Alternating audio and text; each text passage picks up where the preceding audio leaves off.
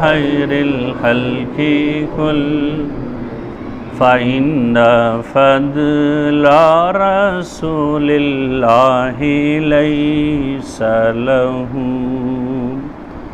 فإن فضل رسول الله ليس له حد فيعرب عنه ناطق بفم مولاي صل وسلم دائما أبدا على حبيبك خير الخلق كلهم.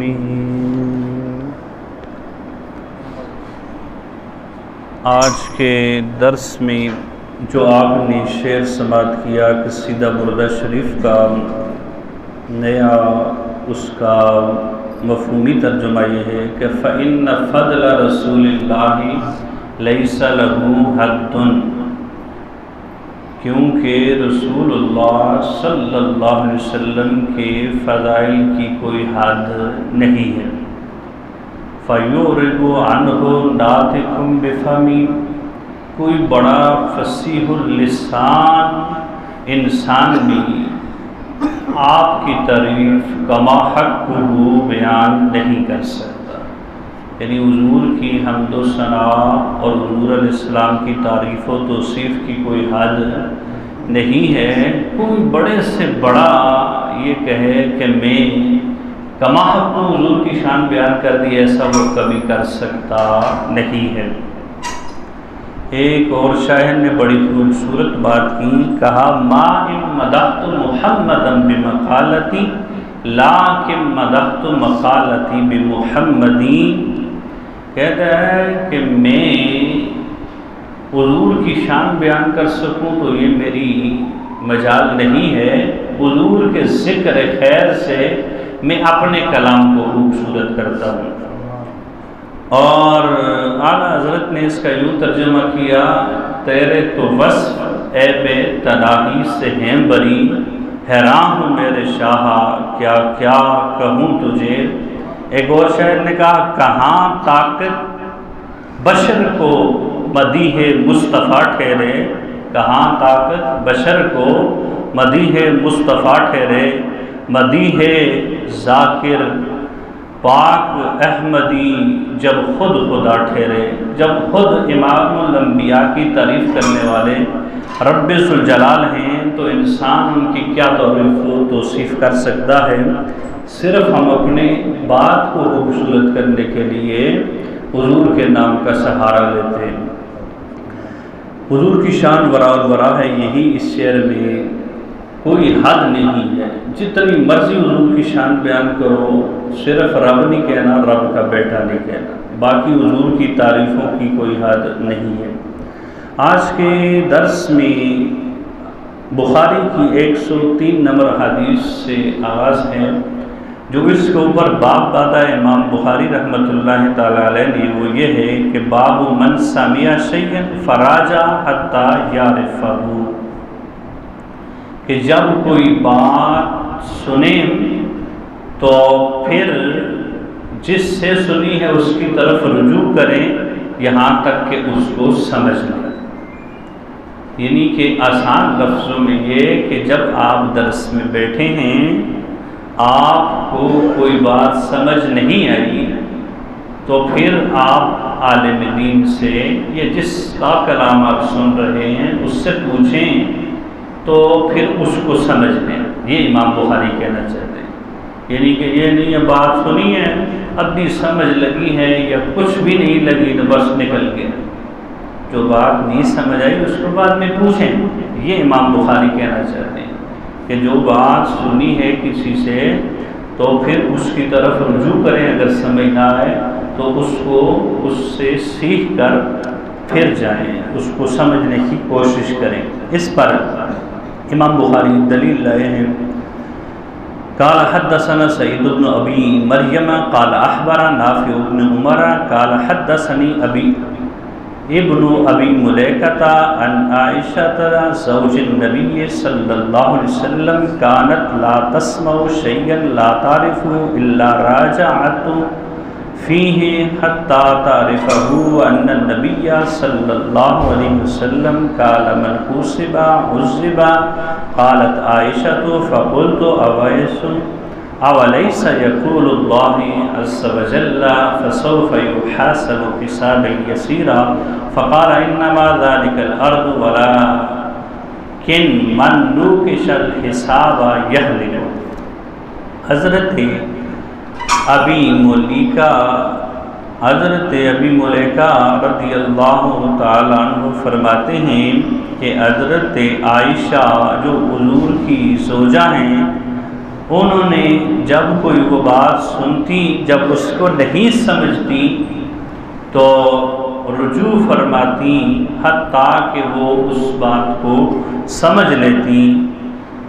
اور بے شک نبی صلی اللہ علیہ وسلم نے فرمایا جس کا حساب لیا گیا اسے عذاب دیا گیا، جس کا حساب لیا گیا اسے عذاب دیا گیا۔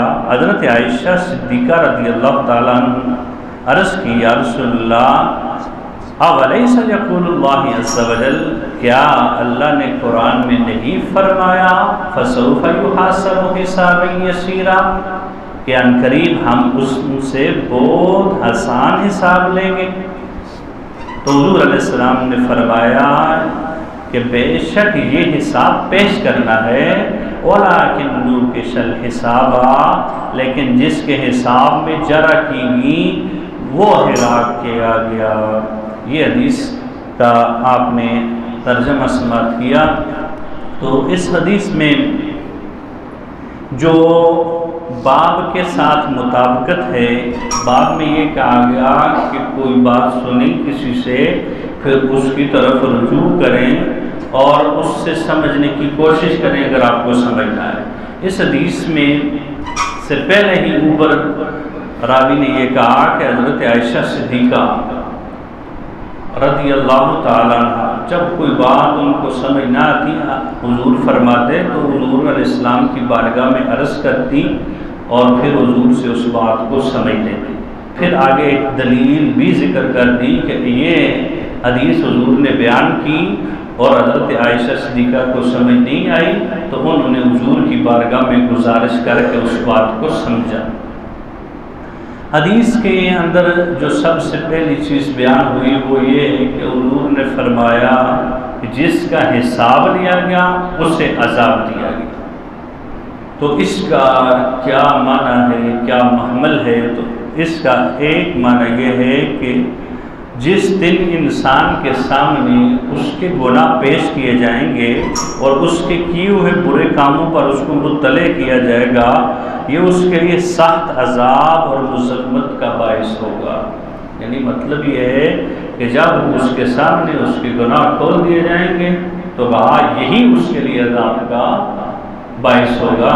آگے اس کو رب الجلال جہنم میں بھیجے یا جنت میں وہ مالک ہے، لیکن جب اس کے سامنے اس کے نامہ اعمال کھلیں گے، برائیاں آئیں گی، یہی اس کے لیے عذاب ہوگا۔ حدیث کا محمل یہ ہے، اس حدیث میں جو بیان کیا گیا اسے عذاب دیا جائے گا، اس سے یہ مراد ہے۔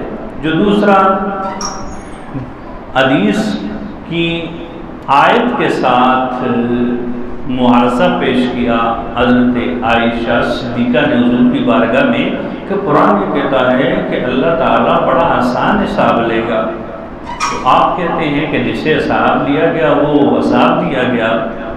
تو اس کا جواب محدثین نے یہ دیا کہ اس سے مراد یہ ہے کہ حضور نے فرما بھی دیا کہ اس سے مراد جو قرآن نے کہا صرف حساب پیش کرنا ہے، یعنی اب جس بندے کو حساب اس کے نامہ اعمال کے دائیں ہاتھ میں مل گیا فسوف یحاسب حسابا یسیرا، اس کا تو بہت آسان حساب ہو گیا۔ اب حضور نے فرمایا جو میں فرما رہا ہوں وہ ہے کہ جس کے حساب میں جرا کی گئی، اس کو حساب کسی کو دے دیا دائیں ہاتھ میں نامہ اعمال، کہا جنت میں جاؤ، اس کا حساب تو بڑا آسان ہو گیا۔ اور جس کو کہا بھائی تم نے یہ کام کیوں کیے، کہا اس کے حساب پر جرا شروع ہوگی، کہا وہ ہلاک کیا گیا۔ پھر اللہ کے سامنے کسی کے مجال تو نہیں ہے مشارکت. تو یہ مراد ہے حضور کے فرمان میں. جس سے حساب لیا گیا اس کو عذاب کیسے ہوگا؟ تو اس کا جواب دیتے ہوئے محدثین نے کہا جس سے حساب لیا جائے اس کو عذاب دیا جائے. اس کی توجیہ یہ ہے کہ حساب کے مطابق حساب کے مطالبے سے جو نفس کو وحشت اور اذیت ہوگی وہ بھی ایک قسم کا عذاب ہے. یعنی کہ بندہ عام کسی بڑے بندے کے سامنے پیش ہو رہا ہو جو آئی جی ہے تو بندے کہتے ہیں یار میرا کیا بنے گا. تو جو احکم الحاکمین ہے جب وہ حساب لے رہا ہوگا حساب کی بات سن کے ہی بندے کے اوپر ایک وحشت طاری ہوگی. حضور کا فرمان کا مطلب بھی یہی ہے کہ یہ جو حساب کا عمل ہوگا اس میں جو وحشت ہوگی یہ عذاب دیا گیا. اس سے مراد یہ چند باتیں تھیں جو حدیث کے اندر بات سمجھنے کے لیے آپ کے سامنے حضور کے فرمان اور قرآن میں بالکل بیانی تطبیق پیدا کر دیتی ہیں کہ حضور کے فرمان کا کیا مطلب ہے اور رب کے قرآن کا. تو دونوں باتوں میں کوئی آپس میں مقابلہ نہیں, دونوں کے اندر مفہوم کی گنجائش ہے. تو وہ حضور نے حضرت عائشہ صدیقہ کو سمجھائی. بات یہ ہے کہ مسائل کی تحقیق میں حدیث اور قرآن کا معارضہ کرنا یہ بالکل جائز ہے. یعنی کہ حضرت عائشہ صدیقہ نے حضور کے فرمان کے سامنے قرآن کی آیت پڑھی تو اب آپ بالفرض آپ کے کسی کے ذہن میں کوئی بات آتی ہے کہ رب کا قرآن یہ کہہ رہا ہے, آپ یہ حدیث بیان کر رہے ہیں, تو ایسا آپ کو پوچھنا بالکل جائز ہے. اور جب کوئی استاد کے اوپر شاگرد اپنا معاوضہ پیش کرے تو اس کو آگے سے غصے نہیں ہونا چاہیے. کوئی عالم دین کے اوپر اس کے مقتدی معاوضہ پیش کریں کہ یہ حدیث آپ نے بیان کر دی, اس کے مقابلے میں حدیث تو یہ کہہ رہی ہے یا قرآن کیا یہ کہہ رہی ہے, تو اس کو ان کا ذہن کے مطابق اس کو جواب دینا چاہیے, ان کو مطمئن کرنا چاہیے جیسے حضور نے حضرت عائشہ صدیقہ کو مطمئن کیا, نہ کہ غصہ ہو جانا چاہیے. تو بعض لوگ غصے ہو جاتے ہیں کہ ہو تم نے بات کی پوچھ, ایسی کوئی بات ہم سے کوئی پوچھتے ہیں انشاءاللہ ہماری کوشش یہ ہوتی ہے کہ ہمارا انداز بھی اچھا ہو اور جو اس نے بات کی ہے تو اس کو جواب بھی دے دیا جائے. پچھلے درس کے بعد ایک بزرگ نے یہ گزارش کی کہ آپ نے آج تلاوت بڑی تیز کر دی, تو حالانکہ آپ کا ہی بیان ہوتا ہے کہ اس طرح تو نماز ہی نہیں ہوتی. تو ان کی تسلی کے لیے ہم نے یہ بات پھر ان کو بتائی کہ بات یہ ہے کہ قرآن کو دو طرح پڑھنا جائز ہے, ایک ترتیل اور ایک حدر. ترتیل کا مطلب ہوتا ہے جیسے ہم نماز میں پڑھتے ہیں یا جیسے محفلوں میں تلاوت کی جاتی ہے, اور حدر کا مطلب وہ ہوتا ہے جیسے ہم نے پچھلے درس میں پڑھی.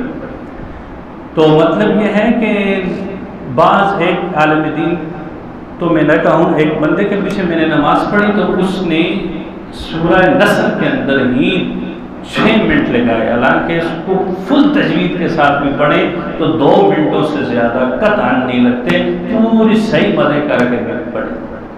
تو بات یہ ہے کہ جہاں لمبا نہیں کرنا اس کو بھی لمبا کرنا یہ کوئی تجوید نہیں ہے. تجوید کا مطلب یہ ہوتا ہے کہ حروف کو ان کے مخارج سے غنہ اور مد کے ساتھ پڑھا جائے.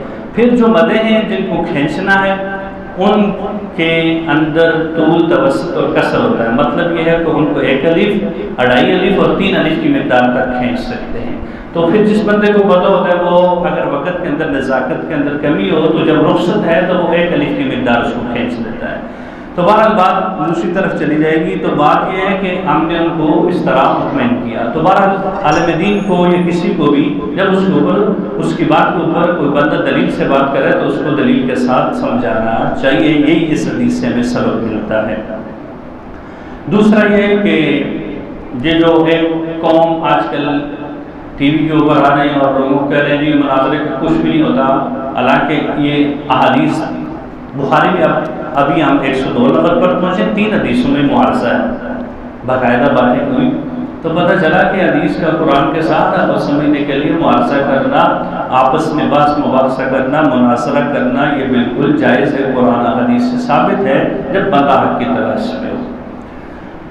آگے ہے دوسرا باب امام بخاری نے باندھا ہے, باب یبلغ العلم الشاہد الغائب. شاہد حاضر یعنی غائب کو علم پہنچائے۔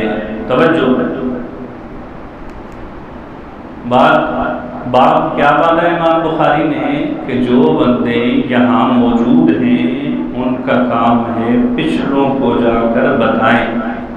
یہ باب ہے، یہ مسئلہ ہے، اس کے اوپر حضرت ابن عباس رضی اللہ تعالیٰ عنہ کا یہ قول اور ان کی روایت کردہ حدیث لے کر آئے ہیں کہ انہوں نے ایک حدیث روایت کی جس میں آخر میں انہوں نے کہا اس ذات کی قسم جس کے قبضہ قدرت میں میری جان ہے، یہ ضرور آپ کی امت کے لیے وصیت فرمائی کہ شاہد غائب کو پہنچا دیں۔ یہ بخاری کے اندر 1739 نمبر، جس میں حضرت ابن عباس نے یہ کہا، یعنی کہ جو آپ نے سنا ہے اس کو غائب تک پہنچانا۔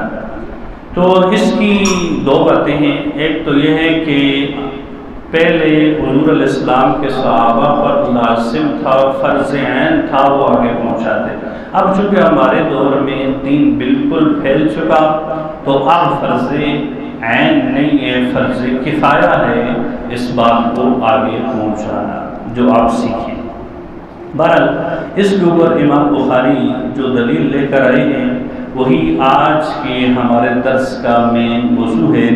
قال حدثنا عبد الله بن يوسف قال حدثني الليث قال حدثني سعيد عن ابي شريح انه قال لعمرو بن سعيد وهو يبعث موسى الى مكة اذن لي ايها الامير احدثك قولا قام به النبي صلى الله عليه وسلم الغدا من يوم الفتح سمعته اذناي ووعاه قلبي وابصرته عيناي حين تكلم حمد الله تعالى واثنى عليه ثم قال ان مكة حرم الله تعالى ولم يحرمها الناس فلا يحل لامرئ يؤمن بالله واليوم الاخر ان يسفك بها دما ولا يعضد بها شجرة فإن أحدها ترحس لقتال رسول الله صلى الله عليه وسلم فيها فقولوا إن الله تعالى قد أذن لرسوله ولم يأذن لكم فإنما أذن لي فيها ساعة من نهار ثم عادت